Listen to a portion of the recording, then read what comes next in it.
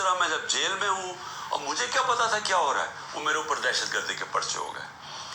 میری یہ جو کیس ہے میرے اوپر القادر کا، یہ کیس کیا ہے؟ کیس یہ ہے کہ کیبنٹ ایک فیصلہ کرتی ہے اور وہ یہ کہتے ہیں کہ جی مجھے ذاتی فائدہ ہوا. ذاتی فائدہ کیا ہوا؟ القادر یونیورسٹی. القادر یونیورسٹی تو 7 مہینے پہلے شروع ہو گیا تھا کام اس پہ، وہ تو مکمل بھی پہلے ہو گئی تھی. تو مجھے کیسے اس کیبنٹ کے فیصلے سے فائدہ ہوا ہے اور القادر یونیورسٹی سے مجھے کیسے فائدہ ہوا ذاتی طور پہ؟ یعنی شوکت خانم 9 ارب روپیہ اکٹھا کرتا ہے ہر سال، مجھے ذاتی طور پہ کیا فائدہ ہے؟ وہ تو ٹرسٹ ہے. اور اسی طرح کبھی کسی نے یہ نہیں پوچھا کہ جو انگلینڈ کے اندر جو این سی اے کی ڈیل تھی ملک ریاض، جو 190 ملین پاؤنڈ آیا تھا یہاں ملک ریاض کا، کسی نے نہیں پوچھا کہ اس کے اندر سے 18 ارب تو اس نے دیا تھا حسن نواز کو اس کا گھر خریدنے کے لیے. 18 ارب روپے کا گھر خریدا ہے 1 ہائیڈ پارک لندن کے اندر. پوچھا کسی نے کہ اس کے پاس پیسہ کدھر سے آیا؟ کبھی کسی نے پوچھا ہے کہ یہ جو ان کے 4 مہنگے مے فیئر میں اپارٹمنٹ ہیں جس کا انکشاف پینما کے جو دنیا میں انکشاف ہوا تھا، انٹرنیشنل انکشاف پینما کا، کبھی پوچھا ہے آج تک ان کے پاس پیسہ کدھر سے ہے؟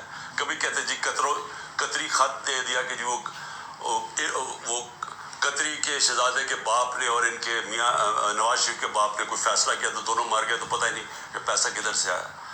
پھر کبھی وہ کلیبری فونٹ آ گئی کہ ایک فراڈ کانٹریکٹ دکھا دیا، وہ اس فونٹ کے اندر لکھا ہوا جو اس وقت ایجاد ہی نہیں ہوئی تھی، وہ اس سے اگلے سال آئی تھی. وہ جھوٹ پکڑا گیا مریم نواز کا، وہ کوئی اس کے اوپر کیس نہیں ہے. کبھی کسی نے یہ نہیں پوچھا کہ وہ جو چودھری شوگر مل کا 80 کروڑ روپیہ دکھایا تھا کہ جی کسی دبئی کے بزنس مین نے بھیجا ہے، وہ دبئی کے بزنس مین نے نیب کے اندر لکھ کے دیا کہ میں نے پیسہ نہیں بھجوایا. تو یہ سارا منی لانڈرنگ کوئی انہوں پوچھتا نہیں ہے. میرے اوپر ڈالا ہوا ہے توشہ خانہ کا. توشہ خانہ میں ذرا پہلے یہ تو پوچھے کہ آصف زرداری نے 3 گاڑیاں لی توشہ خانہ سے، نواز شریف نے 1، مریم نواز نے 1، جو کہ توشہ خانہ میں نے ڈکلیئر کی. گاڑی لینا غیر قانونی چیز ہے، گاڑی نہیں نکال سکتے آپ. کوئی پوچھ نہیں رہا ان کو. آصف زرداری کے اوپر وہ جو فیک اکاؤنٹ کیسز تھے، اربوں روپے کا پیسہ جو شروع کیا تھا طریقہ نواز شریف نے حدیبہ پیپر مل میں کہ یہاں سے چوری کر کے پیسہ ہنڈی والی سے باہر بھیجو، ادھر سے ریمیٹنسز دکھا کے پاکستان لے آؤ، وہی پیسہ بلیک کا پیسہ وائٹ کر لو. خود ہی قانون بنایا کہ جو باہر سے ریمیٹنس ہے کوئی سوال نہیں پوچھ سکتا. وہ حدیبہ پیپر مل کے جو کیس تھا اس کے اوپر بی بی سی کی ڈاکیومنٹری بنی. اسحاق ڈار نے 164 کا بیان لکھوایا کہ کیسے وہ پیسے ان کے منی لانڈرنگ کر کے بھیجتا تھا. وہ قاضی فیملی جو لندن میں بیٹھی ہوئی تھی اس کا پورا بیان ہے. تو وہی طریقہ سارا ابھی تک وہ شہباز شریف کا جو ہمارے دور میں پکڑا گیا کہ تو ہمارے دور میں ہوا تھا شہباز شریف کا جو کیس، وہی شہباز شریف کے کیسز کہ یہاں سے 8 ارب روپیہ اس کے جو منگوایا وہ فیک اکاؤنٹ سے سارے، کوئی پاپڑ والا چینی والا. زرداری کا بھی وہی تھا. تو کوئی ان کو پوچھنے والا نہیں ہے کہ یہ اوپر بیٹھے ہوئے یہ کیسز ہیں. اور عمران خان کے اوپر کیس کیا ہے کہ جی اس نے وہ القادر یونیورسٹی جو ٹرسٹ چل رہا ہے جس میں سارا پیسہ وہیں کا وہیں ہے، عمران خان کو کیا فائدہ ہے؟ یہ کیس بنایا. ابھی میری بہن کے اوپر کیس بنایا، یہ میں پھر سے بتا چکا ہوں. کہتے جی 6 ارب روپے کی زمین خریدی جب عمران خان پرائم منسٹر تھا، وہ چیک سے زمین خرید وہ پیسے دیے.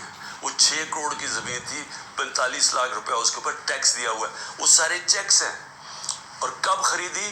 جب عمران خان پرائم منسٹر نہیں تھا، جب حمزہ شریف چیف منسٹر تھا اور جب یہ شہباز شریف پرائم منسٹر تھا، یہ تب زمین سارے چیکس کے اوپر ہے.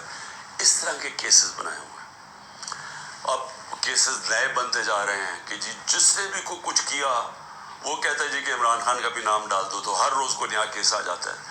میں صرف آپ کو یہ اس لیے چیزیں بتا رہا ہوں کہ یہ المیہ پاکستان کا کیوں وہ بیچارے جو کشتی میں جن لوگوں سے پوچھے رشتہ داروں سے جو گریس میں یہ کشتی میں ہمارے کوئی 300 پاکستانی بیچارے ڈوبے ہیں، ان سب نے کیا کہا کہ ہمیں کوئی امید ہی نہیں نظر آ رہی.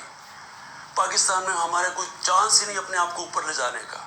یعنی وہ لوگ اس ملک سے امید چھوڑ کے بیچارے یہ نکل رہے ہیں، پیسے دیتے ہیں، قرضے اکٹھے کر کے نکلتے ہیں یہاں سے.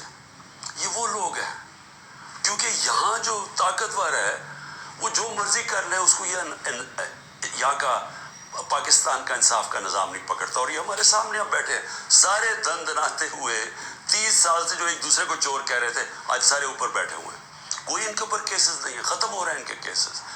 کیس کس کے اوپر کر رہے ہیں؟ ان لوگوں کے اوپر جن کی پوری کوشش تھی کہ اس ملک میں قانون کی بالادستی لے کے آئیں. یہ جو لوگوں کے اوپر ظلم کیا جا رہا ہے، جو جیلوں میں بھرے ہوئے ہیں، جو ہمارے کارکن ہیں، اس گرمی کے اندر چھوٹے چھوٹے کمروں میں کھانا باہر سے لے جانے نہیں دیتے، ان کو اس طرح کر رہے ہیں جیسے کہ کوئی دشمن ملک کے لوگ ہیں. اپنے لوگ ہی نہیں ہیں، بلکہ دشمن ملک کے لوگوں سے یہ بھی نہیں کرنا چاہیے.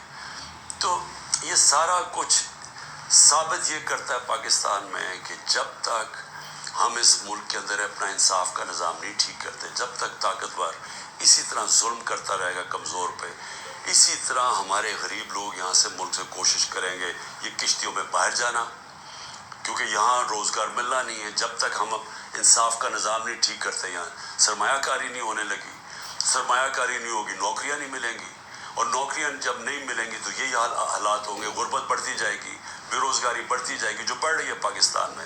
اور جو طاقتور ہے وہ اپنا پیسہ باہر رکھے گا. یہ ساروں کا، یہ جو میں نے نام آپ کو بتائے ان بڑے بڑے خاندانوں کے، سب کا پیسہ باہر پڑا ہے.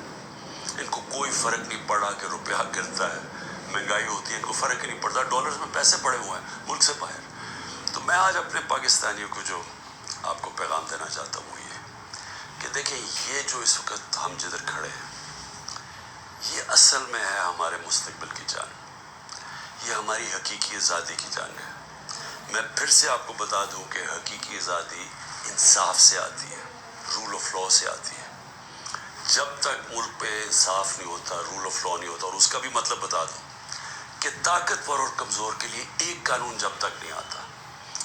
برطانیہ کے اندر پرائم منسٹر کو اس لیے نکالا گیا، بورس جانسن کو، کہ جو قانون سب کے لیے بنائے ہوئے تھے اس کے اوپر وہ فالو نہیں کر رہا تھا. اور وہ صرف اس نے گیٹ ٹوگیدر کی تھی، چوری نہیں کی تھی، صرف گیٹ ٹوگیدر کی تھی کہ سوشل ڈسٹینسنگ کی کرونا کے دور میں، اور اس نے اس کے اوپر عمل نہیں کیا. اس کے اوپر پرائم منسٹر نکلا. ہمارا یہاں دیکھ لیں کہ اوپر ابھی ایک ٹیپ، جو آڈیو ٹیپ آئی ہے، اس میں کیا شہباز شریف کہہ رہا ہے کہ مریم کے داماد کے لیے اس کی ہاؤسنگ سوسائٹی ہے. تو گریڈ اسٹیشن لازمی ہوتا ہے، جو ہاؤسنگ سوسائٹی بنائے وہی گریڈ اسٹیشن بناتا ہے. اور وہ کہہ رہا ہے کہ مریم کہہ رہی ہے کہ وہ سرکاری طور پہ بنے. یعنی 70 کروڑ روپے کا عوام کو نقصان پہنچا رہی ہے ٹیکس کے پیسے پہ، تاکہ داماد کا 70 کروڑ روپیہ بچ جائے. یہ اس کے کانورسیشن میں کہہ رہا ہے، اور وہ اس کا پرنسپل سیکرٹری کہہ رہے ہیں فکر نہ کریں جی یہ ہم کر دیں گے. یعنی ملک کو 70 کروڑ روپے کا نقصان پہنچائیں گے، اور ان کو یہ جو اوپر خاص کلاس بیٹھی ہے اس کو فائدہ پہنچائیں گے. تو اس لیے یہ جو ہماری تحریک ہے، یہ پاکستانی ہو، یہ آپ کے مستقبل کی تحریک ہے، یہ حقیقی آزادی کی تحریک ہے. اس میں آپ نے نہ گھبرانا ہے، نہ دل چھوڑنا ہے. سب سے زیادہ پریشر تو میرے اوپر ہے، کیسز کے اوپر کیسز، جان کو خطرہ لیتا، لیکن میں تو کھڑا ہوں، اور آپ سب کو بھی کھڑا ہونا چاہیے گا. آپ سب کو یہ سمجھنا چاہیے کہ یہ اگر ہم اس وقت اپنی جد و جہد سے پیچھے ہٹے تو یہ ہمارے بچے ہمیں کبھی معاف نہیں کریں گے. اس ملک کا مستقبل ختم ہو جائے گا. اس لیے یہ اب ہے جہاد، یہ پولیٹکس نہیں ہے. میں سارے پاکستانیوں کو کہہ رہا ہوں کہ یہ جو اوپر قبضہ گروپ بیٹھا ہوا ہے اور یہ ظلم کر کے لوگوں کو ڈرا کے ہمیں غلام بنا رہا ہے، یہ اس جہاد کے اندر آپ نے کسی صورت پیچھے نہیں ہٹنا. میں پھر سے آپ کو کہتا ہوں، پیچھے ہٹ گئے ملک کا مستقبل کیا. وہ جو بڑی خواب تھی پاکستان، جو ہمارے لیڈر قائد اعظم، جنہوں نے، جو کانسٹیٹیوشنسٹ تھے، جو کہ قانون کی حکمرانی پہ چلنے والے تھے، جو آزادی کی جب وہ بات کرتے تھے تو وہ کوئی کمپرومائز نہیں کرتے تھے آزادی کے اوپر. خوددار انسان تھے. ایک غلام ہندوستان میں ایک آزاد انسان تھا جس کے ضمیر کی کوئی قیمت نہیں تھی، جس کے مخالف بھی ان کی عزت کرتے تھے. اور علامہ اقبال جو ایک کئی صدیوں میں ایسا ذہن مسلمان دنیا میں نہیں آیا جو علامہ اقبال کا تھا, جو انہوں نے تصور دیا تھا کہ ہم نے مدینہ کی ریاست کے اصولوں پہ ایک عظیم قوم کھڑی کرنی, اور پھر بتایا کہ کیوں ایک زمانے میں ہم نے دنیا کی امامت کی, اور شکوہ اور جواب شکوہ میں بتایا کہ کیوں ہمارا اب زوال ہے. آج ہم ادھر ہی کھڑے ہیں.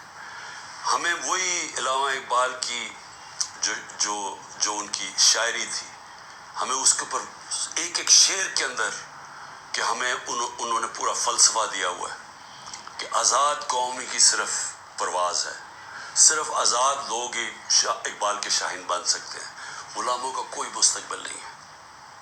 پاکستان زندہ باد.